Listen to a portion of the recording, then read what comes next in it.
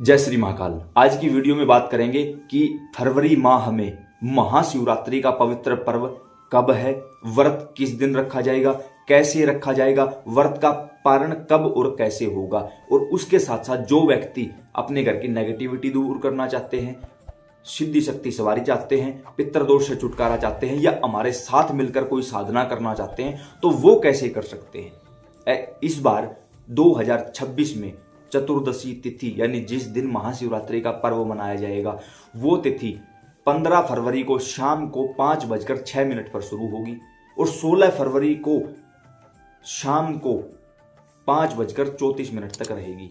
ऐसे में उदया तिथि के अनुसार देखा जाए तो 16 फरवरी को महाशिवरात्रि का पर्व मनाया जाना चाहिए, लेकिन महाशिवरात्रि का जो पर्व है उसकी पूजा 4 पहर की जो पूजा है वो रात्रि काल में होती है, जो कि हमें 4 पहर 15 फरवरी को प्राप्त हो रहे हैं।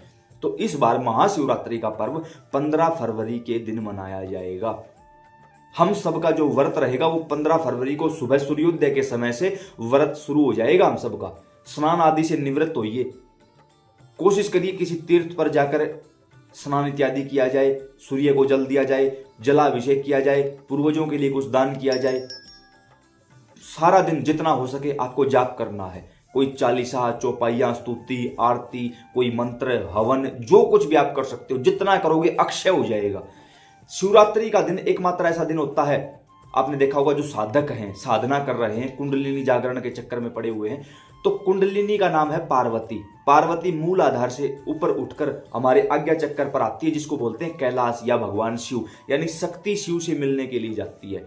इसीलिए शक्ति को ऊपर उठने में टाइम लगता है। लेकिन महाशिवरात्रि जो साल में 2 बार आती है, उन 2 दिनों में खुद शिव मिलने शक्ति से आते हैं, यानी कुंडलिनी जागरण का सबसे उत्तम समय जो है वो केवल और केवल 2 महाशिवरात्रि का समय है। उस दिन खुद शिव शक्ति से मिलने नीचे की ओर आते हैं, तो एकदम आसानी से हम अपने 7 चक्रों की ब्लॉकेज हटा सकते हैं, चक्रों को खोल सकते हैं पूरी तरह से। उसके लिए हमें रात्रि काल में 4 पहर की पूजा करनी होगी। इस बार हम पर्सनली जुड़कर आप लोगों को वो साधना करवा रहे हैं। जिन व्यक्तियों को उस साधना से जुड़ना है तो यहां हम अपनी टीम का व्हाट्सएप नंबर दे रहे हैं, इस पर आप मैसेज करो कि हमें साधना करनी है। लेकिन साधना केवल वही व्यक्ति कर सकता है जिसने पहले कोई एक मंत्र सिद्ध कर रखा हो। यह नहीं है कि भाई मैं हनुमान चालीसा करता हूं, क्या मैं जुड़ जाऊं? बिल्कुल भी नहीं, बिल्कुल भी नहीं। जिन्होंने पहले एक मंत्र सिद्ध कर रखा है केवल वही जुड़ सकता है। दूसरी बात, इस साधना का हमने एक छोटा सा शुल्क रखा हुआ है, मात्र 501 रुपए, जिसमें 15 फरवरी की रात को आपको गुप्त साधना करवाई जाएगी और 17 फरवरी की रात को पितरों की साधना, 2 दिवसीय साधना है। 15 फरवरी की रात, 17 फरवरी की रात, ये 2 दिवसीय गुप्त साधना उस ग्रुप में करवाई जाएगी आप लोगों को। उसके लिए मैं आप लोगों से कनेक्ट भी होऊंगा, आप लोगों से संकल्प भी दिलवाऊंगा, गुप्त तरीका, जो मंत्र है वो मंत्र भी दूंगा, गुप्त तरीका भी बताऊंगा। मैं आप लोगों के लिए संकल्प लूंगा और धाम की शक्तियों का प्रोटेक्शन भी आप लोगों के घर के ऊपर लगवाऊंगा। ये तो है साधना वाले लोगों के लिए। बाकी जो व्यक्ति खुद से करना चाहता है तो डायरेक्ट यूट्यूब पर सर्च करो कि 4 पहर की पूजा कैसे करें, अशोक कुमार वीडियो, उसमें हमने सब कुछ करके दिखाया हुआ है। आप उसी तरीके से कर दीजिए, कोई प्रॉब्लम नहीं होगी। अब 4 पहर कौन से होते हैं?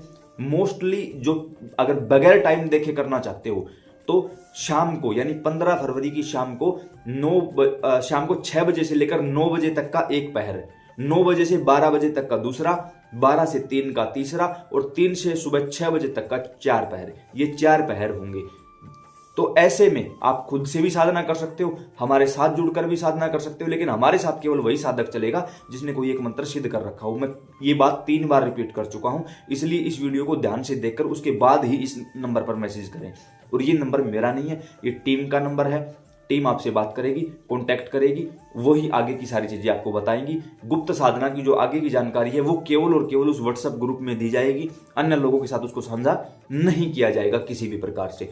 तो 15 फरवरी को व्रत रहेगा, सारा दिन व्रत रहेगा, रात को 4 पहर की पूजा करेंगे और 16 फरवरी को सूर्योदय के बाद आप अपने व्रत का पारण कर सकते हो। पहले आप भगवान शिव को जलाभिषेक करवाइए, कोई भी भोग लगाइए, अपने घर में सेवा करते हो वहां भोग लगाइए, सूर्य नारायण भगवान को जल दीजिए, उसके बाद आप अपने व्रत का पारण कर लीजिए।